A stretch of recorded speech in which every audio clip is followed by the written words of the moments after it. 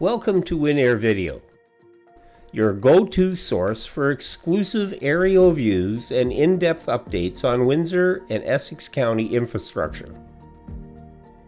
2025 saw a lot of work done in and around Windsor. In 2026, our region ramps up with massive road widenings, interchanges, and industrial builds that promise to transform traffic, jobs, and growth. Stick around for the full breakdown and hit that subscribe button for more. I'm excited to capture these changes in real time. We continue our journey with Highway 3 expanding from 2 to 4 lanes over 15.6 kilometers between Arnertown Line near Essex and Union Avenue near Leamington, adding signals, drainage upgrades, and safety closures. Ongoing since 2023 with final phases through 2026 and 2027 by GIP Highway 3 Inc., a Canadian firm. The widening cost is a fixed price of $138.6 million via design, build, finance model paid by Ontario Ministry of Transportation. This section of Highway 3 handles 17,300 daily vehicles, boosting freight efficiency to support greenhouses, farms, factories, and cross-county travel. As with projects this size, there have been ongoing interruptions in traffic flow with reroutes and lane closures since 2023. This year should put an end to the frustration and fully open Highway 3. Local drivers can expect smoother rural commutes ahead, tying into the broader Essex County road investments. This widening is long overdue and an important part of our infrastructure. It will be nice to see it completed this year or early into 2027. Another exciting project is the Banwell Corridor upgrades.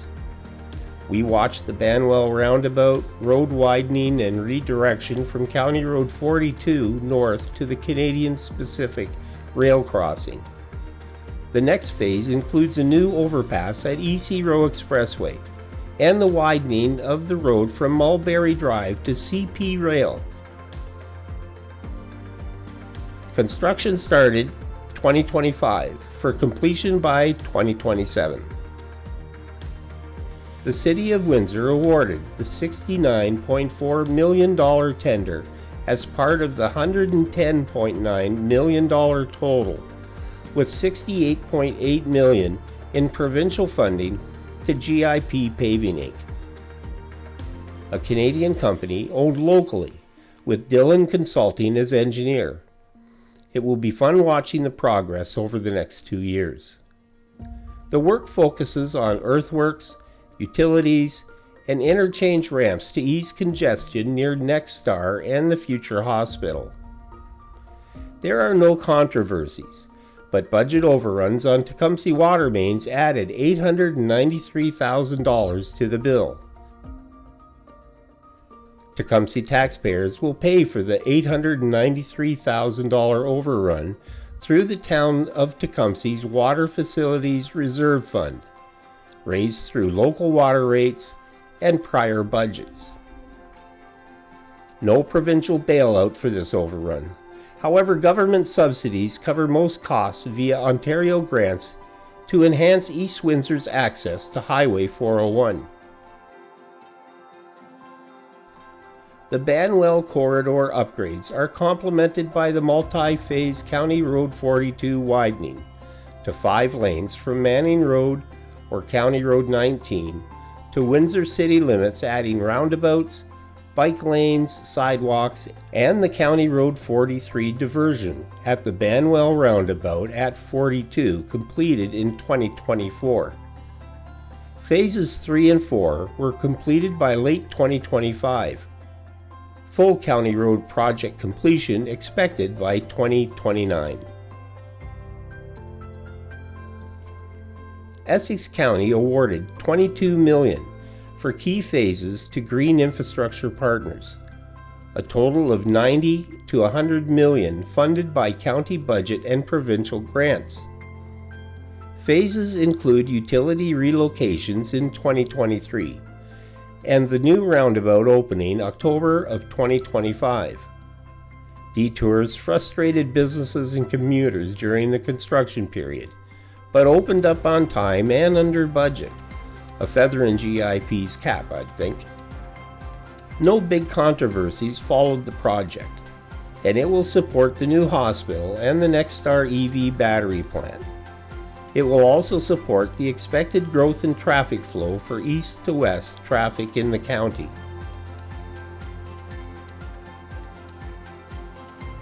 The big one we are all waiting to see is the opening of the Gordie Howe Bridge. The cable-stayed bridge nears full opening after its 2018 start, with plazas, direct connections to highways on both sides of the border, landscaping, and awesome LED lighting to show off the new addition to our skylines. Vehicles are expected to start crossing the bridge in early 2026. However, no official opening date has been announced.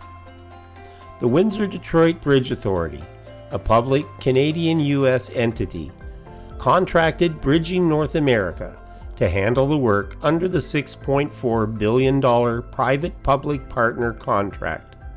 Costs rose $700 million, reportedly from COVID delays.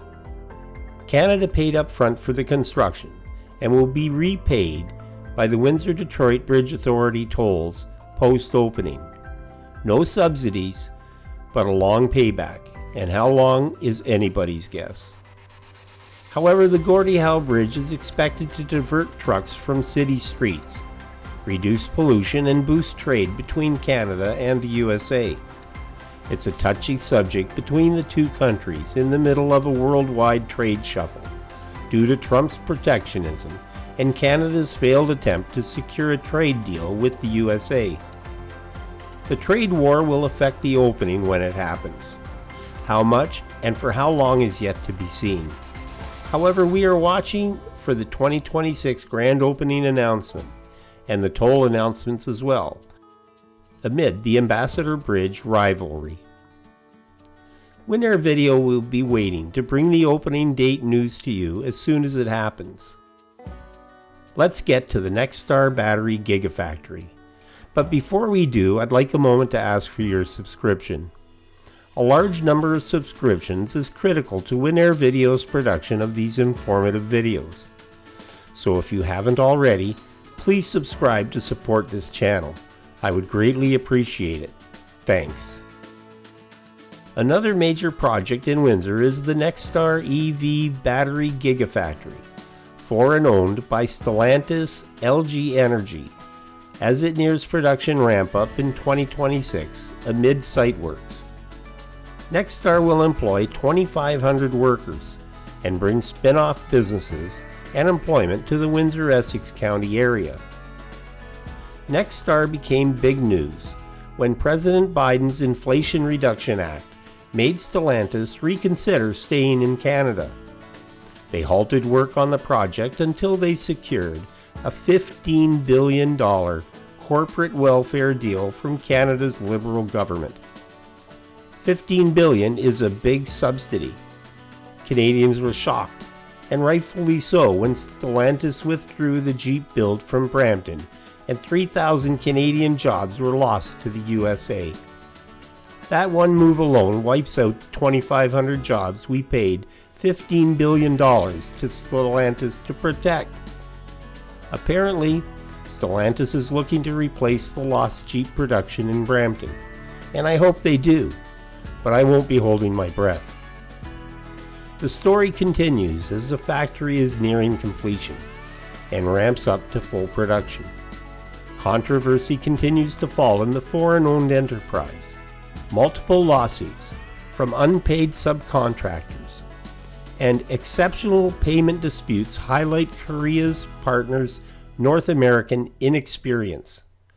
Jobs boom in the battery plant, but legal fights and uncertainty from Stellantis and their recent move test taxpayer support. The list continues with infrastructure upgrades and new businesses popping up in Windsor and across Essex County. Windsor Video will follow these projects to completion, along with our growing community. Your support and feedback has been incredible. I look forward to feedback and ideas in 2026. Leave a comment about your top project or give me a heads up on what I'm missing. I can always use your help to make the channel better for us all. Like, subscribe, and hype Windsor Video for more local infrastructure updates. This is Bob Jones, and I will see you in the next video.